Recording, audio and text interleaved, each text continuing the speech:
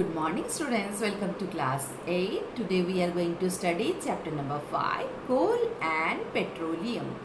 Coal and petroleum जो हम ये रिसोर्सेज है कि किस लिए जो हम लिविंग थिंग्स है, जितने लिविंग बींग्स हैं उनको अर्थ में सर्वाइव करने के लिए, रहने के लिए कुछ बहुत सारे चीज़ के रिक्वायरमेंट होते हैं। जैसे क्या मटेरियल रिक्वायरमेंट होता है, जैसे एयर होते हैं, वाटर होते हैं, सॉइल होते हैं, तीनों बिना हम नहीं जी सकते। तो देन रिफर ये जो चीज़ जिसके बिना हम सर्वाइव नहीं कर सकते, इसको कहा जाता है रिसोर्सेज। समझ में आए? The resources which exit freely, जो फ्रीली एग्जिट होते हैं नेचर में, जो फ्रीली रहते हैं नेचर में और अर्थ में, that are called natural resources. जो रिसोर्सेज फ्रीली और अर्थ में अर्थ के नेचर में रहते हैं उसको कहा जाता है natural resources. Natural use by human in different way, बहुत सारे वेज में यूज़ करते हैं। जैसे एयर केस में यूज़ होता है, हम अपने तरीके से इस एयर को यूज़ करते हैं। एज अ ब्रीथ तो यूज़ करते हैं, एज अ ब्रीथ मतलब हम सांस लेने के लिए एयर तो यूज़ करते हैं, लेकिन एयर दूसरे काम में भी लगाते हैं। जैसे ज़्यादा एयर हो तो उसे क्या करते हैं, विंड मिल को घुमा के हम क्या करते हैं, इलेक्ट्रिसिटी जनरेट करते हैं और विंड एनर्जी भी पाते हैं। कोल भी नेचुरल रिसोर्सेस है। कोल को हम क्या करते हैं, जला के उससे इलेक्ट्रिसिटी बनाते हैं। वाटर ड्रिंकिंग पर्पस में यूज़ करते हैं और बहुत सारे अदर पर्पस में भी हम वाटर यूज़ करते हैं। Sunlight use for drawing clothes, हम क्या करते हैं, कपड़े सुखाते हैं सनलाइट में, सीरियल्स बनाते हैं, ये सारे क्या हैं हम यूज़ करते हैं। अब नेचुरल रिसोर्सेज के टाइप्स, दो टाइप्स के होते हैं, renewable resources, non renewable resources. Renewable resources क्या है? Renewable resources are those that are never deplete और लॉस, मतलब ये कभी भी ख़त्म नहीं होने वाले चीज़ है जिसको कहा जाता है रीन्यूएबल। और अगर ख़त्म भी हो जाए तो जल्दी से वो भरपाई हो जाते हैं, रिप्लेस हो जाता है। This resources are also called inexhaustible resources, मतलब रिन्यूएबल रिसोर्स को हम दूसरा नाम क्या है, inexhaustible resources. For example air, sunlight, water, अब जानते हो ये कभी ख़त्म ना होने वाले रिसोर्स है।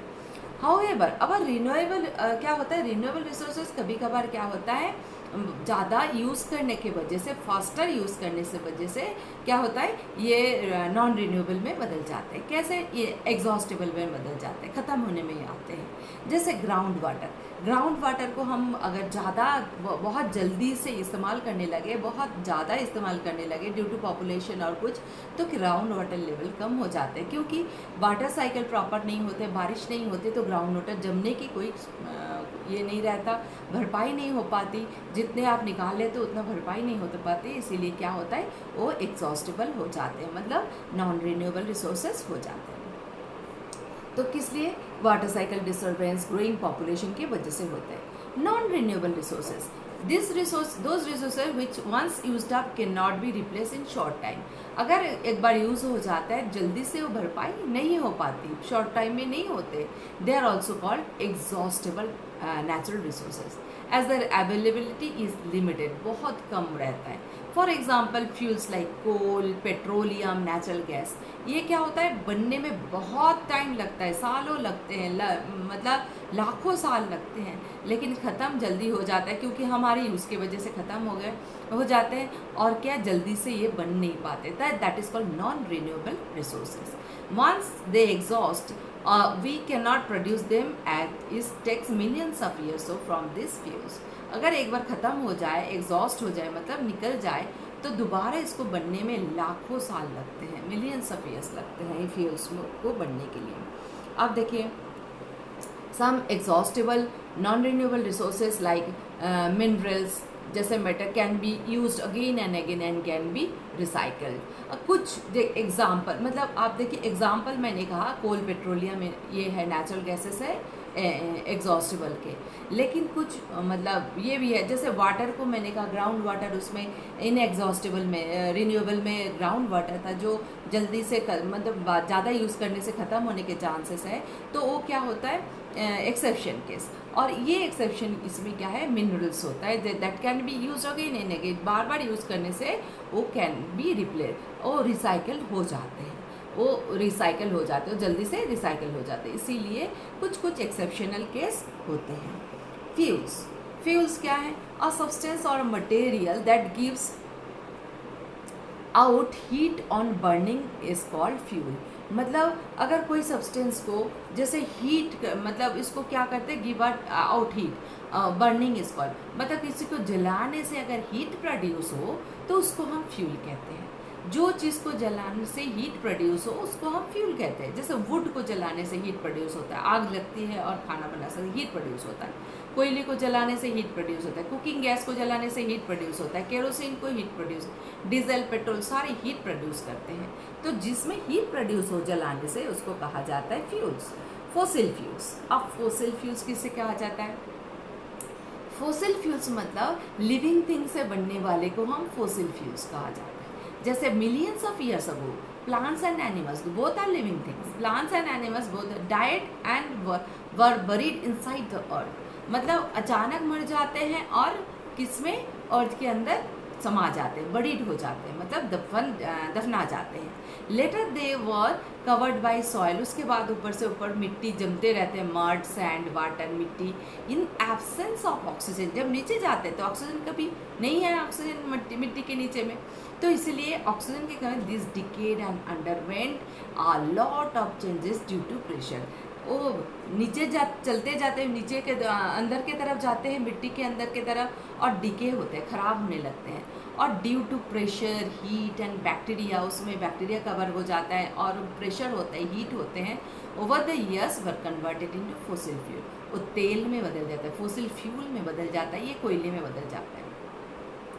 As these are plant derived, these fossil rich compounds of carbon, ये जो plant derived होते हैं, जो इसीलिए क्या होता है, रिच कंपाउंड, इसमें पूरे कार्बन रहता है। This fuel are dug from the earth and use different form of generate energy. मतलब ये फ्यूल को डग करके, मतलब खुदाई करके निकाला जाता है और उसके बाद जनरेट करते हैं, एनर्जी जनरेट करने में यूज़ होता है। The produce large amount energy on burning, मतलब बर्न करने से ये सारे फ्यूल को बहुत ज़्यादा एनर्जी जनरेट होते हैं। Coal, petroleum and natural gas are called fossil fuels. Coal, petroleum, natural gas को फोसिल फ्यूल कहा जाता है, as they are derived from the dead remains of living organism. इसीलिए कहा जाता है क्योंकि ये बनते हैं लिविंग ऑर्गेनिज्म से, इसीलिए इसको डेड रिमेन्स, लिविंग ऑर्गेनिज्म मर जाने से ये कोल एंड पेट्रोलियम बनते हैं, नेचुरल गैस, इसीलिए इसको कहा जाता है फोसिल फ्यूल। एक क्वेश्चन आता है, what is called fossil fuel? Coal, petroleum, natural gas fossil fuel as they are derived from, किससे बनते हैं? Dead remains of living organism. In nature this resources are limited, can be exhausted due to human activities. ये बहुत limited है और मतलब human activities से बहुत जल्दी ये ख़त्म होने वाले हैं। अब आते हैं कोल। तो कोल में क्या है? देखिए, coal is a fossil fuel, ये भी फोसिल फ्यूल है। It is limit formed by the decomposition of remains of vegetation, मतलब प्लांट्स से बनते हैं कोल। वेजिटेशन, तो वेजिटेशन से मतलब एक, मतलब पूरे फॉरेस्ट अगर दफना जाए, पूरे अंदर चला जाए किसी कारण, चाहे अर्थक्वेक हो, सुनामी हो, कुछ भी हो, तो अंदर दफन जाए, तो उसके बाद क्या होता है? इसके टेक्स मिलियंस ऑफ ईयर्स, बहुत सालों, लाखों साल लगते हैं तो फॉर्म कोल से बनने में। In the formation of coal a slow chemical process takes place that convert wood into coal, which called carbonization. बहुत स्लो केमिकल प्रोसेस होते हैं जिससे क्या होता है? वुड मतलब लकड़ियाँ कोल में बदल जाते हैं, कोयले में बदल जाते हैं। इस प्रोसेस को कहा जाता है कार्बनाइजेशन। इसको अंडरलाइन करके रखना। Coal is a mixture of carbon, hydrogen and oxygen. कोयला जो है वो किसके मिक्सचर है? कार्बन के, हाइड्रोजन के एंड ऑक्सीजन के, ठीक है। However carbon is present in large amount while hydrogen and oxygen in small amount. उसमें कार्बन ज़्यादा अमाउंट में रहते हैं कोयले में, लेकिन हाइड्रोजन एंड ऑक्सीजन थोड़ा कम अमाउंट में होते हैं। The coal is extracted from coal mines. कहाँ से निकाले जाते हैं? कोल माइन से, मतलब कोयले के खान से। Under the surface of the earth, मतलब अर्थ के नीचे सरफेस में रहते हैं अंदर। और lots of heat is produce when coal is burn.